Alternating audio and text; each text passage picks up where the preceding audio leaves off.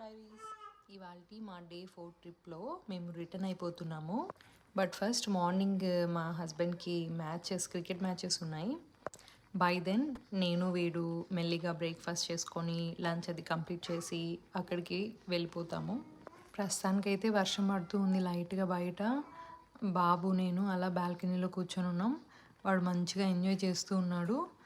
ఇష్టంగా అద్దాల దగ్గర వాటర్ డ్రిజిల్స్ అది పడుతూ ఉంటాయి కదా, వాటితో ఆడుకుంటూ ఉన్నాడు.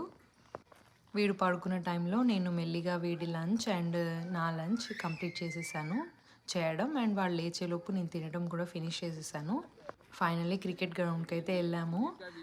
మా హస్బెండ్ ఫ్రెండ్స్ అందరూ వాడిని ఎత్తుకొని ఆడిస్తూ ఉన్నారు. వాళ్ళకి వర్షం పడుతుందని బ్రేక్ తీసుకున్నారనమాట, ఆట ఆడలేరు కాబట్టి. ఈ మధ్యలో వీడితో మంచిగా మస్తీ అవుతోంది. అంతా అయిపోయి రిటర్న్ అయ్యే టైంకి అక్కడ పక్కనే చాలా రాస్బెర్రీ ప్లాంట్స్ ఉన్నది చూశాను.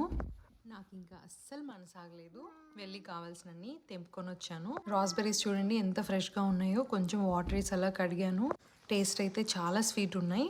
ఆన్ ది వేలో కొంచెం మా బాబుకి పెట్టి నేను కొన్ని తిని తర్వాత మా వారికి ఇచ్చాను. వెళ్ళేటప్పుడు కొంచెం సేపు నేను డ్రైవ్ చేశాను. వెళ్ళేటప్పుడు కూడా బాగా వర్షం పడింది కొంచెం సేపు, బట్ వెదర్ చాలా మంచిగా ఉన్నింది. ఆన్ ది వేలో క్విక్గా మేము డిన్నర్ ఫినిష్ చేసుకొని రిటర్న్ అయ్యాము. బాబుకు కూడా అక్కడే కొంచెం డిన్నర్ అది పెట్టి అక్కడ కాసేపు ప్లే ఏరియాలో ఉంటే ఆడుకొని అలా స్టార్ట్ అయ్యాము. ఆ పార్ట్ నేను రికార్డ్ చేయలేకపోయాను.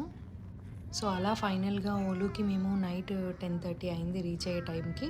మా ఫ్రెండ్ వాళ్ళు ఇంత దూరం డ్రైవ్ చేసుకొచ్చారు కదా, ఇంకొంచెం తిని పడుకోండి, మంచిగా రెస్ట్ తీసుకోవచ్చు అని వాళ్ళు కూడా ఫుడ్ ఇచ్చారు. అలా ఫైనల్గా డే 4 ట్రిప్ని మంచి టొమాటో రైస్తో ఎండ్ చేసాము. ఇది అండి మా pleasant 4 day trip with baby. ఇలాంటి కంటెంట్ కనుక మీకు నచ్చుతుంది అంటే లైక్ చేసి ఫాలో చేయండి and see more notifications enable చేసుకోండి, సో ఏది మిస్ అవ్వరు. సీ యూ అండి, బాయ్.